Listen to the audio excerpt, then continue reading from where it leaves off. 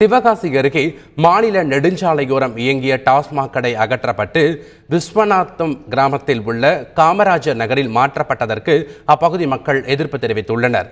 மதுக்கடையின் முன்பாக திரண்ட பொதுமக்கள் உடனடியாக கடையை மூடக்கோரி முழக்கங்களை எழுப்பினர். சிவகங்கை மாவட்டம் குருந்தனி கிராமத்தில் டாஸ்மாக் மதுபான கடையை அகற்றக் கோரி 100க்கும் மேற்பட்டோர் போராட்டத்தில் ஈடுபட்டனர். அப்போது உயர்மின் அழுத்த கோபுரத்தின் மீது ஏறி பெண்கள் போராட்டம் நடத்தினர். பேச்சுவார்த்தைக்கு பின்னர் அவர்கள் கீழே இறங்கினர். வேலூர் மாவட்டம் ஆலங்காயம் அடுத்த காவலூர் மலை கிராமத்தில் பேருந்து நிறுத்தம் அருகே இருந்த டாஸ்மாக் மதுக்கடையை இடமாற்றம் செய்ய அதிகாரிகள் நடவடிக்கை எடுத்து வருகின்றனர்.